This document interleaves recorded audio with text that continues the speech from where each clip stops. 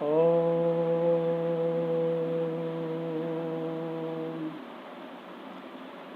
आज यह कक्षा शास्त्री प्रथम वर्ष के लिए लगाई गई है।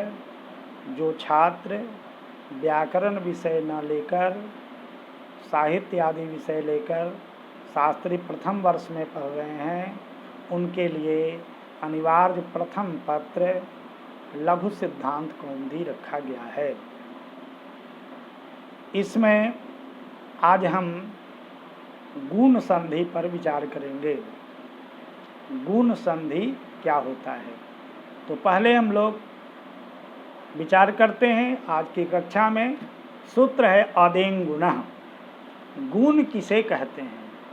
कहते हैं आदेंग गुणः आत एंग च गुण संज्ञः स्यात्। आत और एंग को गुण कहते हैं। आत क्या होता है?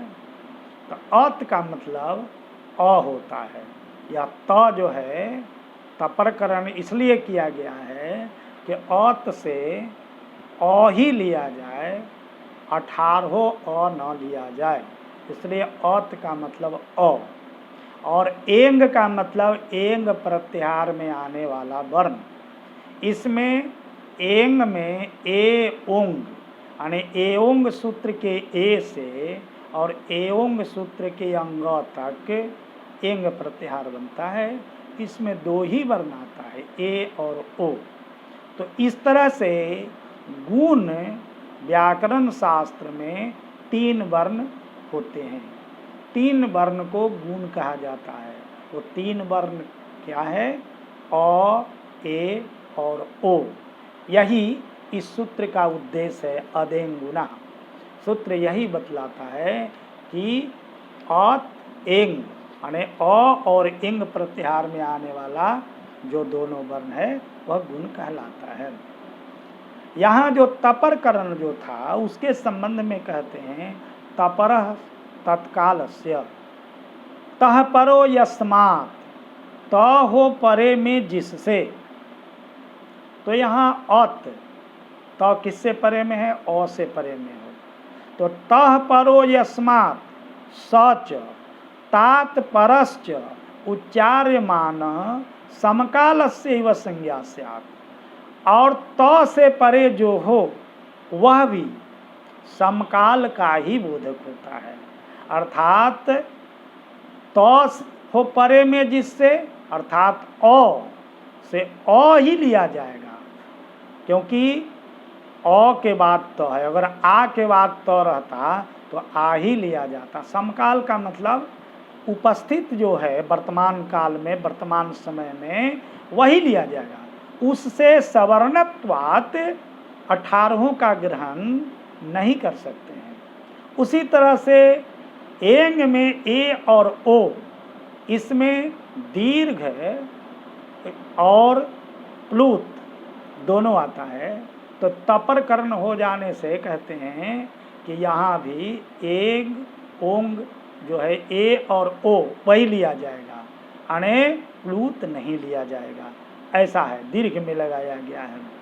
तो त से परे जो हो या त हो परे में जिससे, वह समकाल का बोधक होता है, ऐसा समझना चाहिए।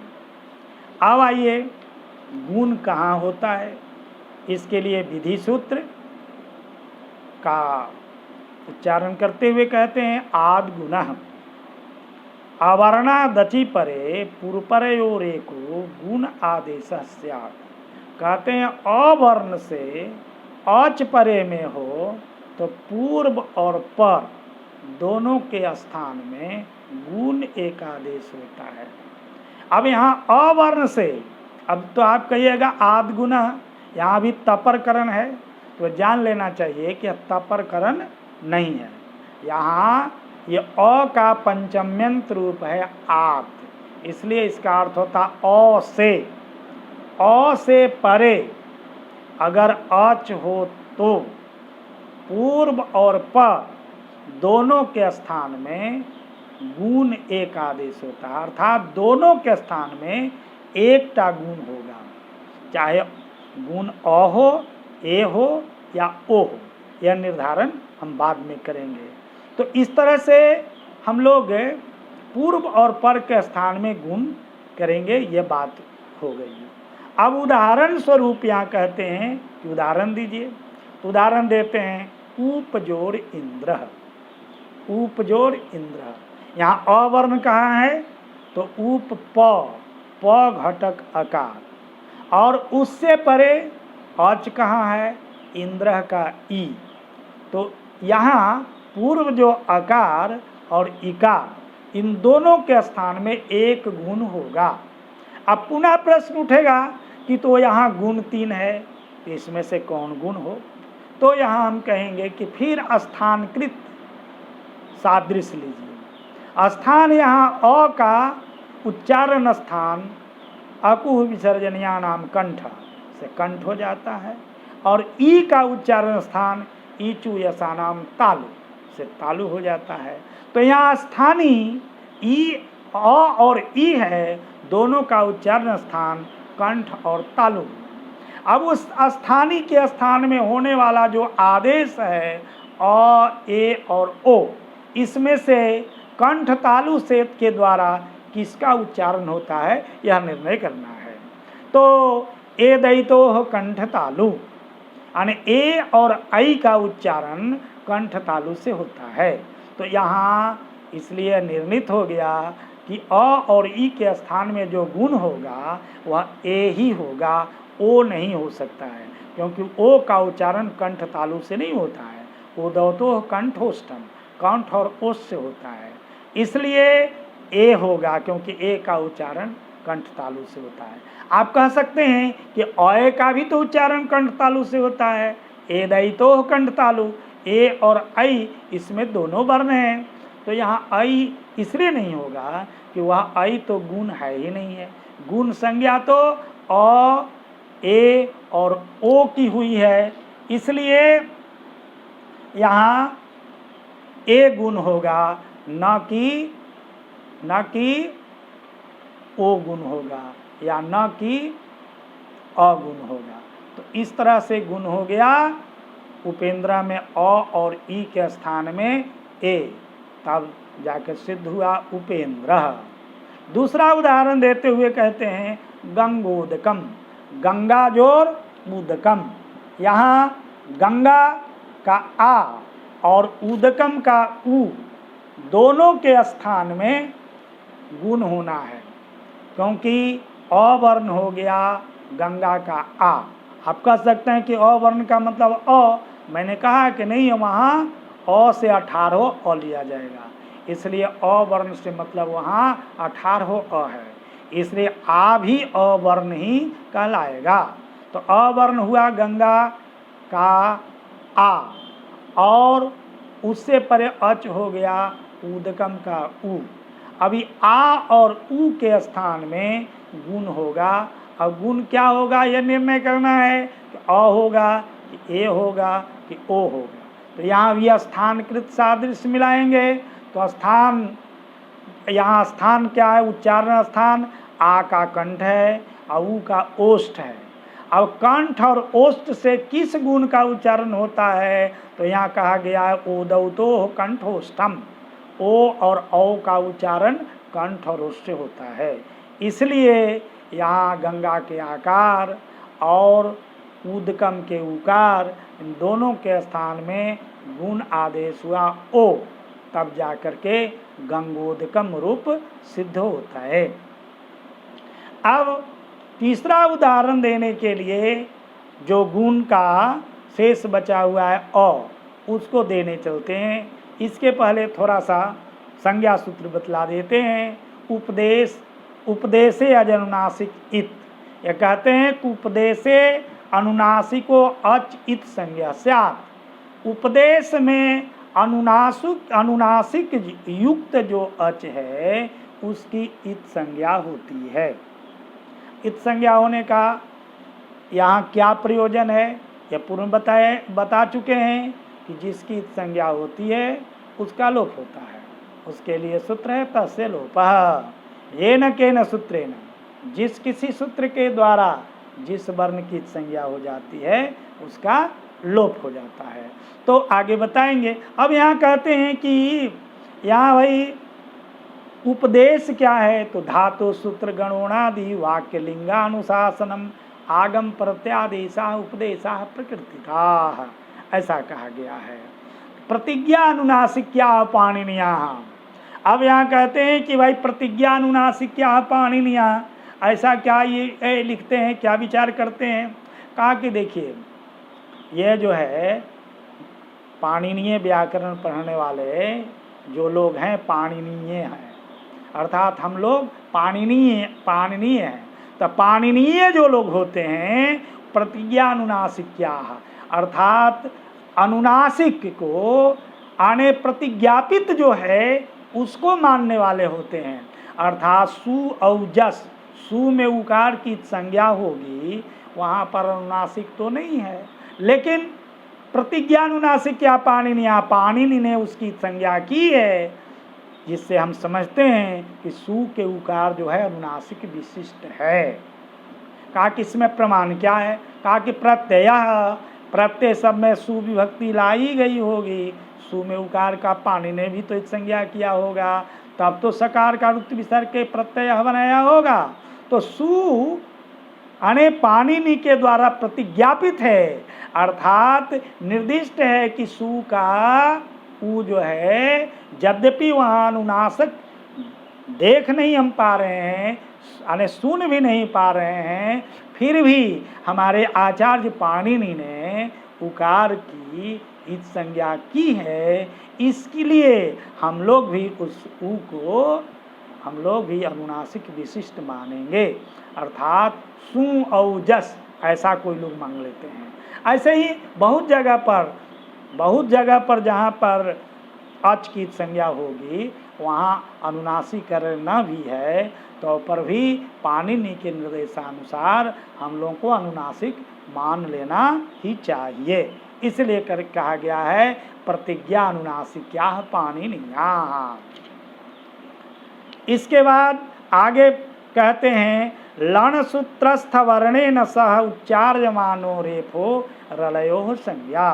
पूर्व में मैं बतलाया था कि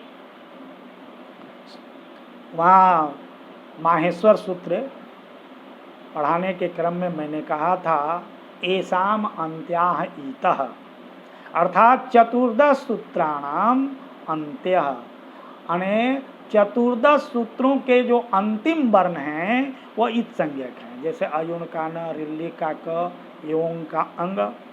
किंतु लण सूत्र के मध्य में जो अकार है वह भी इत संज्ञक है, ऐसा हमने कहा था। वह क्यों है, किस लिए है, क्या उसका प्रयोजन है, वह यहाँ उपस्थित हो गया है। कहते हैं लण सूत्रस्थ अवर्णेन सह उच्चार्यमानो रेफो रलयो संज्ञा। लण सूत्र के मध्य में जो अ है उस अ के साथ बना हुआ जो र प्रत्याहार है, हाइवरट के र, लौन के मध्य का अ, इससे बना हुआ जो प्रत्याहार है उसमें दो वर्ण आते हैं, र और ल। तो ये र प्रत्याहार जो है, रेफ जो प्रत्याहार है, र और ल, ये दो वर्णों का बोधक है, ऐसा समझना चाहिए। अब यह इसलिए बता दिए हैं कि इसकी यहाँ आवश्यकता है।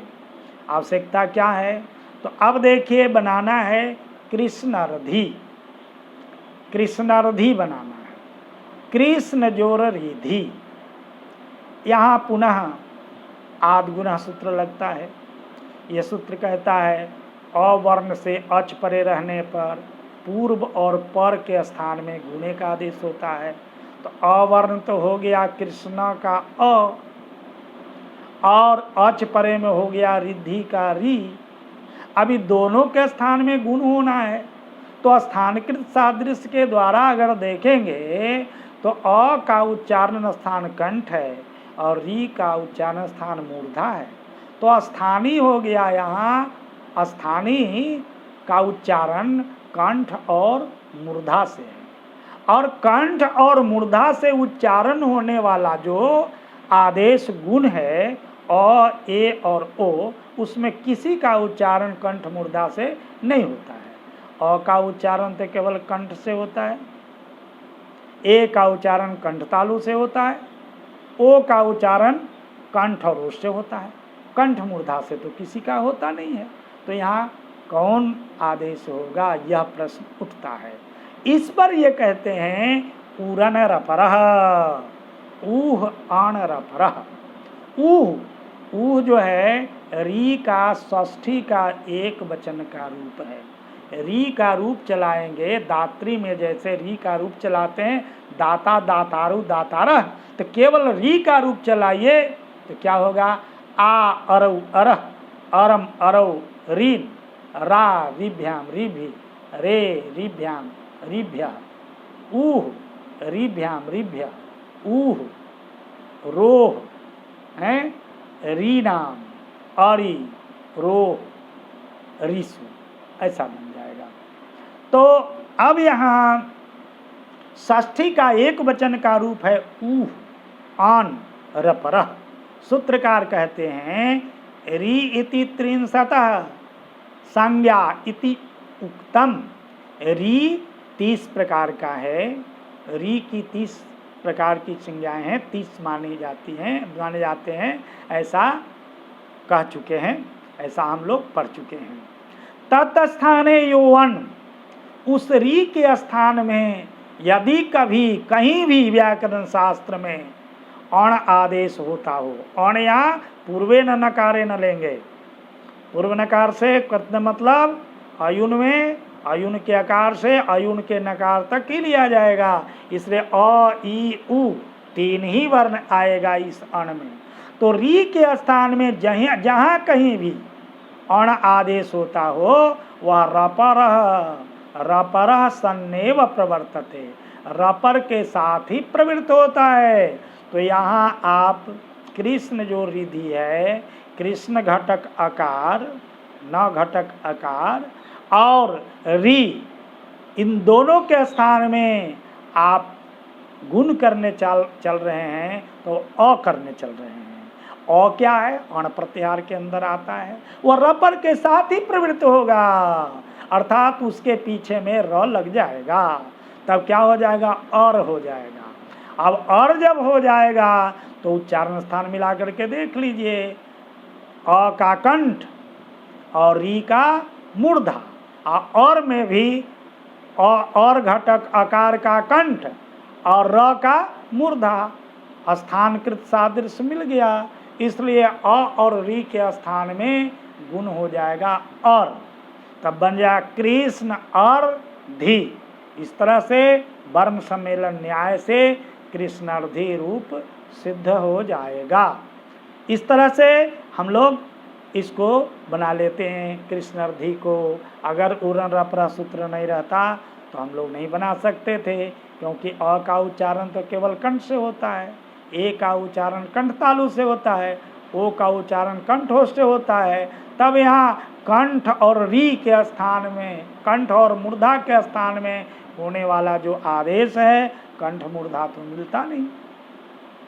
दूसरा उदाहरण देते हुए कहते हैं कि तब जो लड़ीकारह, तब जो लड़ीकारह, यहाँ भी याद गुण सूत्र लगेगा, अवर्ण हो गया त व घटक आकार, उसके बाद अच परे में हो गया लड़ीकारह का लड़ी, ये दोनों के स्थान में गुणे का आदेश होगा। अब गुणे का आदेश जो होगा तो क्या होगा, फिर अ होगा, फिर कहेंगे कि री के स्थान में होने वाला जो अन रपर के साथ होगा, आप कहेंगे कि लड़ी है, तो हमने पहले ही बतला दिया है कि री और लड़ी दोनों मिल गए हैं, दोनों की सवर्ण संज्ञा हो गई है, अर्थात री को आप लड़ी भी कह सकते हैं, लड़ी को आप री भी कह सकते हैं, इसलिए री को भी लड़ी मान करके चलिए। अब री को मान करके चलेंगे तो आप उसके स्थान में गुण करेंगे तो फिर कहिए क्या होगा, तो कहते हैं यहाँ र प्रत्याहार है, र प्रत्याहार के अंदर 2 वर्ण आता है र और ल, तो ल के स्थान में जब होने का होगा तो अंतरतम से ल पर में लग जाएगा, इसे ल पर आदेश हो जाएगा। वार्तिककार कहते हैं लपरत्वम वक्ष्यामि, लपरत्व कहना चाहिए यहाँ, यानी र प्रत्याहार है, इसलिए र के अंदर र और ल दो वर्ण आता है। अगर री रहेगा कृष्ण जो रिधि तो वहाँ र आएगा, और तब जो लृकार यहाँ लड़ी है तो वहाँ ल आएगा। इस तरह से तब और लृकार दोनों के स्थान में गुण होने पर अल हो जाता है। तब अल कारः वर्ण सम्मेलन न्याय से तबलकारः रूप सिद्ध हो जाता है। इस तरह से हम गुण संधि आज पढ़ चुके। गुण संधि के 3 उदाहरण हैं, अर्थात संस्कृत वाङ्मय में गुण 3 कहलाते हैं, और ए और ओ तीनों का उदाहरण क्रमशः उपेंद्रः, गंगोदकम और कृष्णार्धी दिया जा चुका। पुनः अगली कक्षा में मिलेंगे। ओम।